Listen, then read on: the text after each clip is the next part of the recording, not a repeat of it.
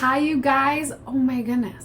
This just feels so surreal to be here at my first episode of the Mother of One podcast. My name is Ashley Felddyson. I am a mother of just one baby, and I created this podcast really out of a need for my own personal life. I am going to get into my story in just a minute here, but when I started to realize and just started to feel like my reality was being a mom of just one, being a mom of just one single child, I went on the hunt to find other moms of just one, whether out of necessity or choice or maybe out of just circumstance and force. I just wanted to surround myself with more people who were in my situation. So I went right to Instagram and I used it as a search engine. And while I did find a couple people who were talking about it, I felt like I really fell flat. I felt like I really couldn't find a good, positive community. And so I set off to create this podcast to create that for other mothers of just one, which is a very niche topic, but one that just doesn't exist on the internet. And I wanted to create that from a positive perspective. Now, those who I did find going and searching for a community of moms of just one, I found that they can come from a negative place, like my choice is better than yours. And so I just want to start this entire podcast by saying, and I'm going to get in my story in just a second, by saying that I am not creating this podcast to say that being a mom of one is better than being a mom of multiples at all. Do I think less than people who are mom of multiples? No way. If anything, I am just so inspired and proud of you, moms. I created this podcast as just a safe place, never to say my decision is better than anybody else's, but to just stand tall in my decision and attract those who are living parallel lives to mine. And that's where the Mother of One podcast was born. Oh, please now, do this just for me. I don't know so much. Give me love, give me love, give me love, baby. So let's talk a little bit about my story. Let's dive right into this because when I started sharing on social media, I got some feedback about, oh my goodness, I had no idea. How did it start? How does your husband feel? This, that, and other.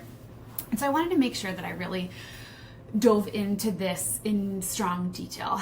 But for those of you who don't know who I am, or maybe you stumbled upon this podcast because you are like me and in need of it, obviously Ashley Felddyson, I go by Ash, and I am a former first grade teacher turned social media enthusiast, and I created my brand on social media over the last 10 years. I left the classroom in 2016 to pursue my own personal brand and network marketing, and I built a beautiful big business over the last 10 years linked to my own personal brand that I'm so passionate and proud of. I've also created an e-cookbook, and I actually have my hands in other areas right now, starting and developing some new businesses and just so many exciting things. And so my husband asked me, he was why right now? Why do you feel like this is a good time? And truly for me, it's not about another income stream at all. For me, this is a passion project, the ability to put my energy into something that I know so many other women need while getting my own fix. I have a need for this. I have a need for meeting other mamas and hearing stories and experiences. And so that's a little bit about my business background, but let's dive into my personal background a little bit. Ironically enough, I come from a giant family.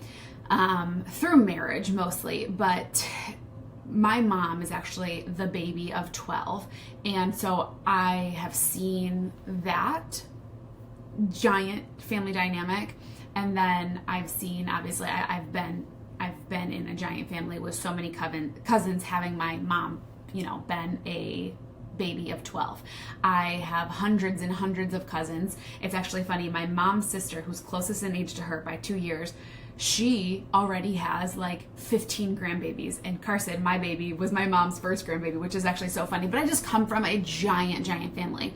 Not only that, but my mom and my dad both, they separated when I was 2 years old. They both went on to get married 2 more times, which in each marriage I grew and developed relationships with step siblings, and so over time I've had 10 plus step siblings over the course of my 30 years on the planet.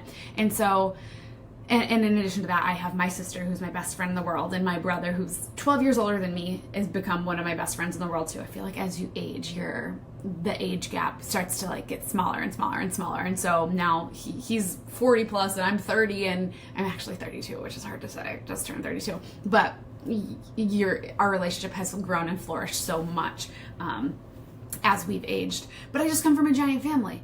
And can I be honest about something? I always thought I was going to have a big family. I always thought I was sure of it. I actually said to Ty, my husband, Tyler, him and I have been together for so long, decade long.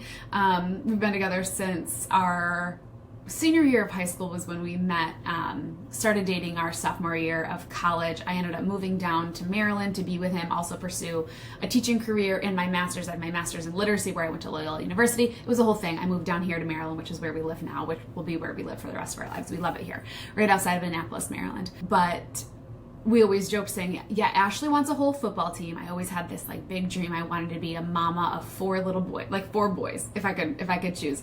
That's what I always said that I wanted. And he was like, well, let's start with one. If you're getting a taste of our relationship, that's it. I am very much a dreamer and just think, like just here's what I want it now, chase after it. And then I have my realist of a husband who's like, wait. Maybe, but like, can we just try for the first one first? Can we just like have the first baby, see how we do first? And so he's always kept me very grounded through our marriage, through our relationship the last 10 plus years. But our worlds were rocked when we started to, one, step into the reality of wanting to start a family, but then also succeeding in starting our family. So a little bit of a backstory for those of you who aren't following me on my social media, or who haven't been around for this amount of time. 4 years ago in 2020, we were getting married. And so I have a family lake house up on Keuka Lake, one of the Finger Lakes up in upstate New York. And it's where we were going to get married. We were actually, a COVID couple where we actually fell victim to, we were supposed to get married somewhere else and didn't, and we had actually a lawsuit out with them. It was just a whole thing. So we ended up actually deciding to just get married at our lake house, which was amazing. It ended up turning out beautifully. I wish it would have been what we ended up doing the whole time. But the day before our wedding, September 3rd, 2020, Ty was on one boat, we were on another. So Ty and all of his groomsmen were on one boat. Me and all my bridesmaids were on another boat, and they were all tubing. And Ty ended up being on a tube with one of his best friends, and Ty fell off the tube, and the boat kept moving, and the rope wrapped around Tyler's body, and it severed his urethra. He got burns on his arms. Like it was just, it could have been much worse, but it was a day that changed our lives forever. Not only were we not able to get married the next day, we had to cancel everything, which fortunately enough, it was a COVID year, so we only had 15 guests anyway, but our vendors, our floor, like everybody was so incredible. Our photographer, everything, they were so incredible. They just said basically, call us when you need us. And, Ty had to get a catheter. We thought he was going to have to get skin grafts done. Like it was just a very intense season of life. And not only was our wedding on hold, but I was Ty's caregiver. And honestly, sometimes we wake up and we forget that it happened, but that was such a pivot point for our lives, just how short life is and how important each other, we are. Because I could have lost him that day and I didn't. And we persevered through that. But we ended up getting married 30 days later. Our vendors all showed up. It was amazing. It was the best day of my life. And we had the most fun ever. And I think it was better because of the accident. Of course, we didn't want to go through the accident, but perspective, man, it just changed everything inside of us. Fast forward a few years later in 2022, when we decided, okay, we're getting old. Maybe we should start thinking about babies. We always had that thought in our minds of, well, are we going to be able to get pregnant because of Tyler's injuries? And I've never shared this before. I actually didn't even come on and plan to share this, but it was a scary point for us because we knew we wanted to start a family one day, but we also knew we had gone through this traumatic thing that could potentially hinder our ability to get pregnant. And in 2022, I turned 30. We went to Paris. We had the best trip of our lives. And on that trip, we started trying to get pregnant. Well, we come back from the trip, I'm not pregnant the next month. I'm not pregnant the next month. I'm not pregnant the next month and the next month and the next month, and over and over and over and over again for a year and a half. I'm not getting pregnant over and over again. And we were looking back now, of course we weren't like in this crazy rush to get pregnant, but you have this idea of like what that's gonna look like, and what, like, when you start, you're like, oh, you want it to start happening, especially me. Remember who I am. My husband's the realist. I'm the dreamer. I just like, if we started, I just want it to happen. And so every month it became almost this toxic thing for me. But looking back, I was a little naive. We were both a little naive in thinking like, well, maybe we shouldn't leave it up to universe based on our history, and maybe we should actually go and pursue help. And so we did. And I'm going to leave those details out just for the sake of privacy for Tyler. If it were me, I'd share all of it, but my husband's a pretty private person. He went out, he sought help. We got some really great direction, but we also got some really great advice about the fact that we did have a likelihood of getting pregnant based on the tests that we just needed to get a few things tightened up a little bit. And believe it or not, 30 days to that day that we started doing the testing, when we kind of like let it, put our hands up and said, if it's meant to happen, it's meant to happen. If we're not meant to be parents, then we're not meant to be parents. That was looking back, that was a very pivotal point for us. Having gone from somebody who wanted 4 kids to then not knowing if physically we would be able to get pregnant, to then being like, well, do I have this dire need to get pregnant? Do I have this dire need to be mom? Yes, I want to be a mom. But if the universe is telling me otherwise, maybe I'm not going to be. And that was definitely like, looking back, like while you're in it, you're like, at this, at that. Well, but looking back, I'm like, wow, that really shifted us as people, as individuals, as a couple in a massive way. I feel like we grew a lot from that. But 30 days later, we got pregnant. Unfortunately, we miscarried that baby. 30 days after that, we got pregnant again. We miscarried that baby. And then 30 days after that, every month, it was actually a trip that I went to Disney with my team. We got home on a Sunday. I was ovulating, and I'll let your mind wander through the rest. And 2 weeks later, I was pregnant, and I have my healthy, handsome, perfect little baby boy who's sleeping upstairs right now. He was in my belly.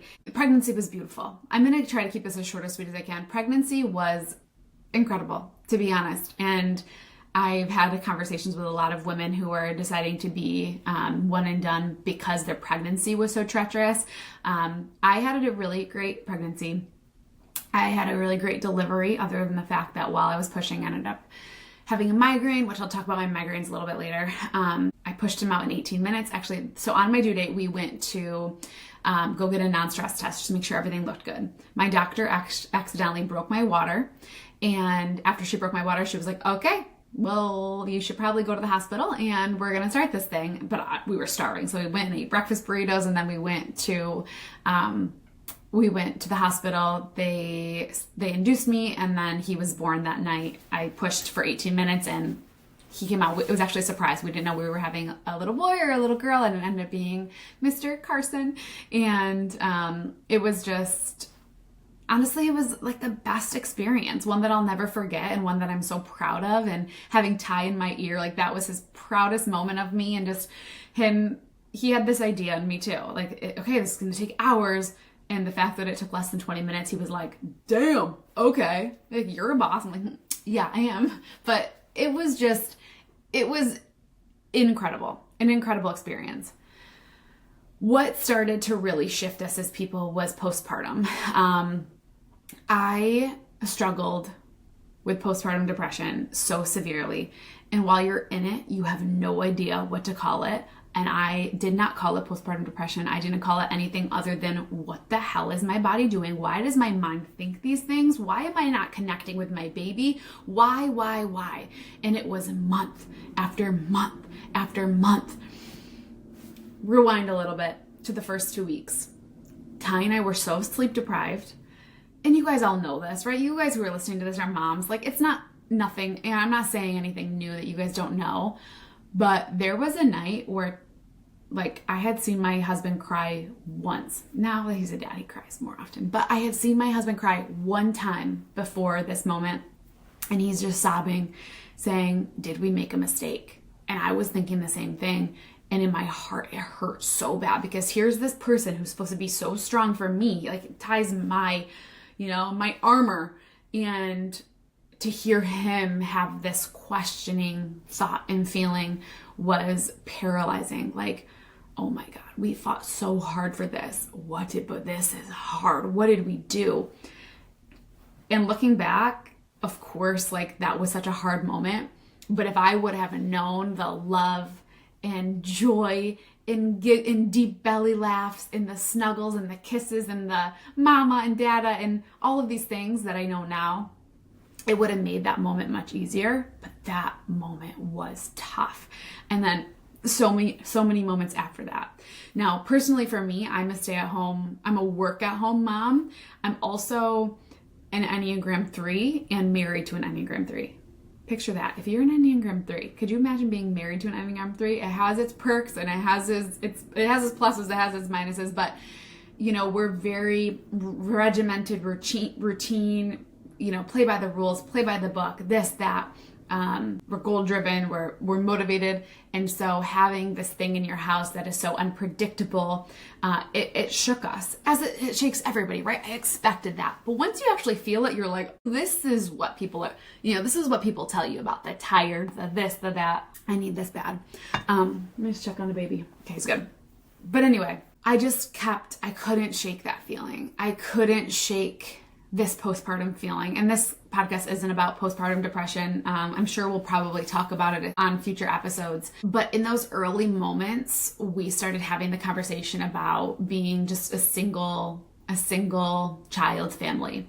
And as someone who thought that I was going to be a mom of a whole football team, but then being married to somebody who has considered being just an only child dad, and we know a lot of only child families. My best friend in the world, Alyssa, she's going to actually be on the podcast soon. She is an only child, and then she has an only child. So, I've been around her for so many years. I've seen her raise her baby. My other best friend in the world, my college best friend, she is an only child, and she has an only child. And so it's not something new to me. And I also didn't see it as this negative thing. I just didn't think it was going to be me.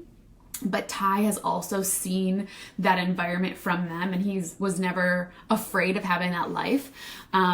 But when I started having the feelings of maybe I do want to just be an only mom, I started feeling really guilty. But not guilty in the sense of like, I'm doing myself a disservice because I know I want more, or not guilty from a fear perspective. I felt guilty because Carson deserves a sibling. And that felt really crappy. And it took a lot of digging to be like, well, why do I feel like Carson deserves a sibling? And it came down to social standards, period. Because I know that Ty and I can give Carson a life that, quite frankly, I didn't have. To have a relationship with my parents that I didn't have, to have a relationship with just like the world in general that I didn't have. Opportunities that I didn't have. I know in my gut, and I trust that Ty and I worked so hard, literally for this little human being, that he is going to be A-okay without siblings. And we're going to do episodes all about like being, only children being raised without siblings and adults without siblings and all of those things. But that was my guilty straw of like, he deserves siblings. And I had to get to the root of it, of like actually why I think he deserves siblings. And it was because of the way that other people are going to perceive our family if he doesn't have siblings. And I had to lose that real quick and have a hard conversation with myself about the fact that no, he doesn't need siblings. The reason I think he needs siblings is because society's told me he needs siblings, not because I truly believe it. I believe that Ty and I's marriage is so strong and excited. Like, I love that man more than I can even tell in words, and I know that is so rare, and Carson is going to be exposed to that for the rest of his life. I would rather have that than give him 5 siblings. And this is me, obviously. He's only 1 year old, so we're still in the early stages of that. But when Ty and I started talking about idea of Carson being an only child, did we start to actually like to dream about what that life will look like? And so we kind of put it into 3 different categories, or I put it in my brain into 3 different categories. So the first category is, of course, like our current reality, things we can't change. Second category is what we really do want our future to look like. And then the third category is like our bandwidth, like what we can actually like withstand in life. And so the first category of, you know, our current realities, they're hard realities. And 2 of the biggest ones, the realities of things that we can't change. The first one being the fact that I don't live near family. Yes, Ty's family's right here, but both of his parents work. He has one sister who has a baby, who is also an only child mama, but she works full time. We don't see them a ton. We see them a good amount, but we don't see them a ton, and we don't get because they work full time. We don't have a lot of help from them. My whole family, I mentioned that I have a sister and brother who are, you know, so near and dear to me. My mom, I have a really great relationship with, and then like all my best friends are all in upstate New York. And so the reality of it is that we love living here. And this is where Ty's born and raised, right outside of Annapolis, Maryland. We love living here, but we don't have a lot of help. I do need to put this disclaimer in because I don't want to leave it out and people to be like, but you have the world's best sitter. I do. I have the world's best babysitter who doubles as one of my best friends. Her name is Jackie. She's just God's gift to earth, to be very honest with you. She has changed my life the last year in becoming a mom. And I have looked at her like a sister, and I think about like if I were to have my sister nearby, it would be that kind of feeling. And I talked on my stories the other day about this, but you know, people say you really need a village. And for those of you moms who don't have a village, like don't have family nearby, you kind of just learn how to be that village yourself, but it takes a lot from you and you need moments of breaks. And Jackie's given me those moments. You know, she has 3 kids of her own, so she can't necessarily be my village for me, but she gives me breaks because I do so much. And so that's one of our realities, is the fact that we just don't have a lot of family and support nearby. Very little. We do have some, but it's very little. But we're happy here and we don't want to move. And then paired with that is I do suffer from chronic migraines. And this is something that I've always been worried about my whole life. And definitely in the first months of postpartum depression, as my hormones started to release and do whatever the heck they do, I started suffering from pretty severe migraines. Not some of the worst. I would say some of the worst I've ever had were through puberty when I was younger, but my migraines are, I get auras. I lose my vision. I lose my speech. I can't put mind to like speech together. They're short-lived. So that's like the plus in my migraines, is that I can take my medication and they'll only last like an hour. But I see auras. So I lose like my vision, I lose my speech, I lose feeling in the left side of my body, and they are absolutely terrifying. And so I've always had that in the back of my mind of, you know, especially when we were going through infertility, I was like, well, maybe it's just not meant to happen because I have, you know, migraines, and I don't have headaches. I have migraines that like wipe me out. And they were really scary at first when I first had Carson, especially when everything he did relied on me. Now he's mobile and they're still terrifying, absolutely terrifying. If I get one, you know, Ty has to come home, whatever. Jackie comes over, but they're very few and far between. That's why my health is so important to me, which we will do an entire podcast about mom and health. But that's why my podcast, yes, this is very important to me, but that's why my health is so important to me. That's why my mindset is so important to me. That's why my environment is so important to me, because my migraines just feed off of all of those things.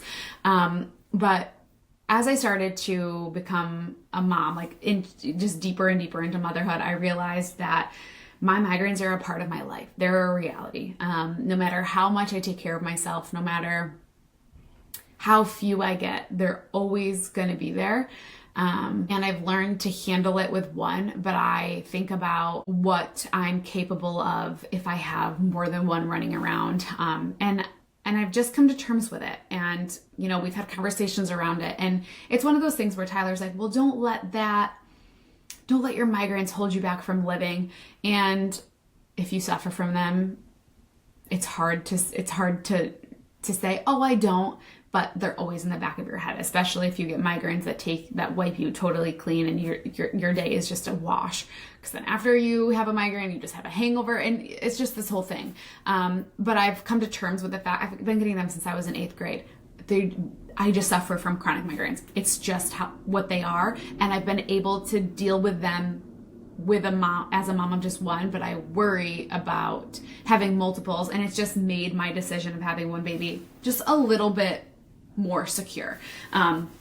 And so that was like the first category of just like kind of talking about our current realities, things we can't change that have kind of solidified our mom, being parents of just one. But then the second category of like what we want our future to look like. I'm not somebody who ever wants to just be a stay-at-home mom. I am somebody where my profession is really important to me. Things like this, my passion projects are really important to me. Tyler as well. Ty is an electrician. He builds the local gas stations around here. He is so good at what he does. He's so passionate about what he does. And he has a really bright future in the electricity field. And he wants so much for himself, so much for our family, and he's just very driven. We don't know what that's going to look like, but we just know that it's going to be like definitely like ebb and flow as time progresses. And that's just been something. And same with my career. I told you guys, like, I have my hands in so many different things, so many things up and coming that are launching within the next year that I'm so excited about. And our professional career is just very important to us.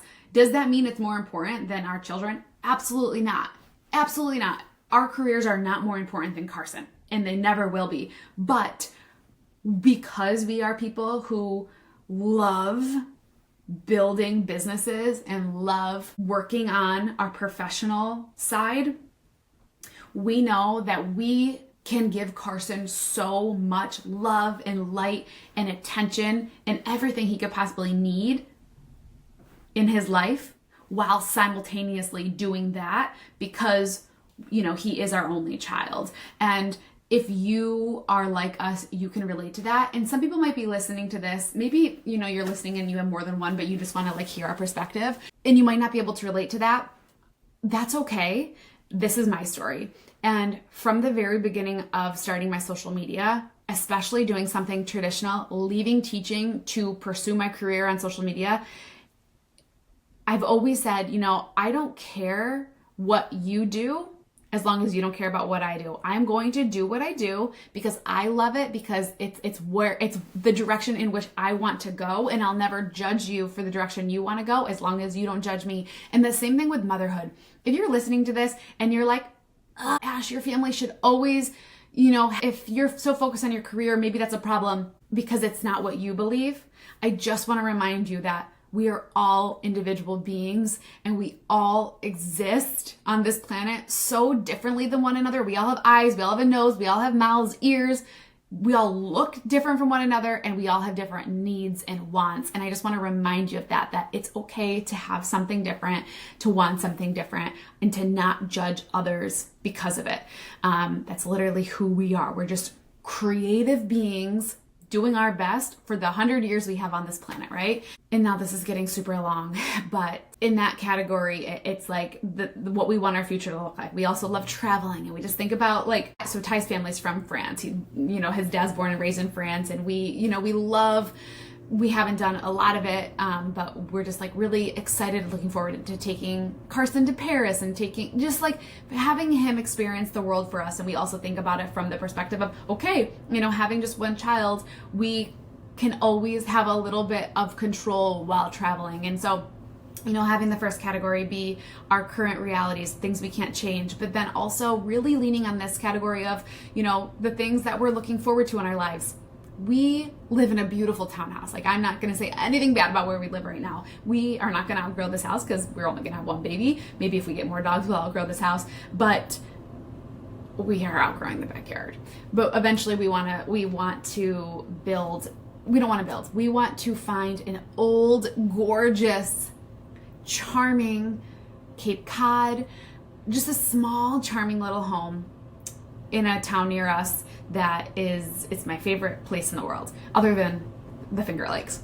We want to find an old home that we can go into and we can customize every single corner of.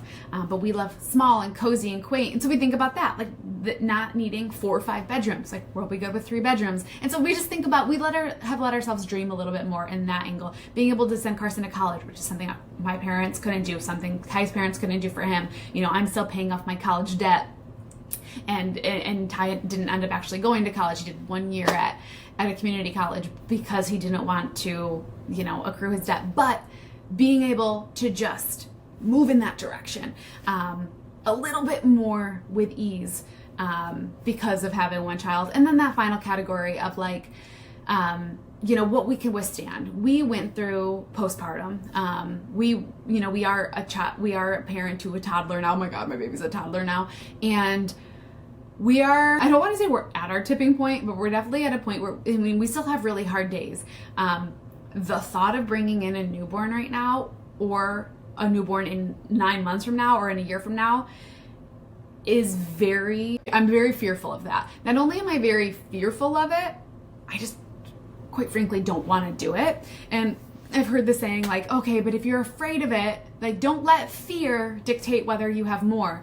And I think what outweighs fear is just like the desire. I just don't have a desire to do it again. I love my baby, and me and my baby have such a strong bond. He's my little boy, he's my bestie. He's a mini me, he looks like me as a baby, but if you look at my photos versus him, just basically it's Carson with a dress on all of my photos, and I love it. Me and Ty say we hit the home run. Like, why run the plates again when we run the bases again when we already hit a home run? And we truly believe that, and he's our whole entire world, and it's our decision. And it might not make sense for some people, but it makes total sense for us. And it feels really good to know that it does make sense for us, and we're not fighting with this decision back and forth like we were for a few months because of guilt from society's standards.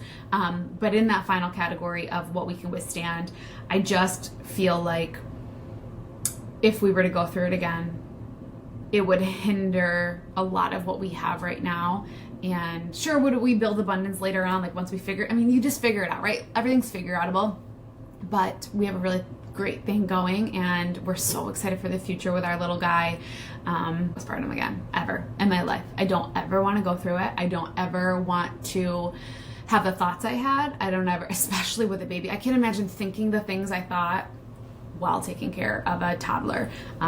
It's just not something I want to do. And so we've taken under consideration of what we truly mentally, physically, emotionally can withstand. And we've decided just not to.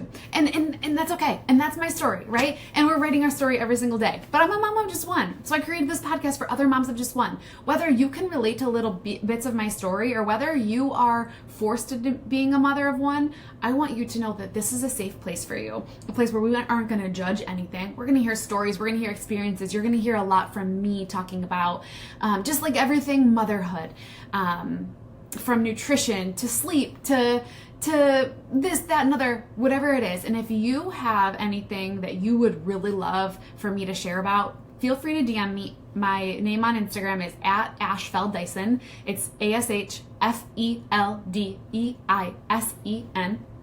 And you can let me know anything you'd like to hear about. But do me a favor and share this. If you have any other mamas of one in your life, let them have a little slice of this. Just so rare to have a community. I shouldn't even say rare. It's just like no one's talking about this. No one is talking about being a mother of just one, people's stories and experiences. I just want this to be a safe place for other mamas of one. And maybe you're listening to this and you just wanted to hear my story and you're not a mom of one, but you know a mom of one. Share this, because I want to get this word out. I want to build an incredible community. And last little thing I want to say to you, if you are a mom of one, I created a free Facebook community for you and I to just take this from podcast over to that and have the ability to interact with each other, conversate with one another, build relationships with one another that we can't just from sitting behind a microphone. But I wanted to say thank you for listening to my first episode. Thank you for being here in my journey. Thank you for being in my corner of the internet, my corner of the universe. And I hope you have an incredible day. Talk to you next time. Bye.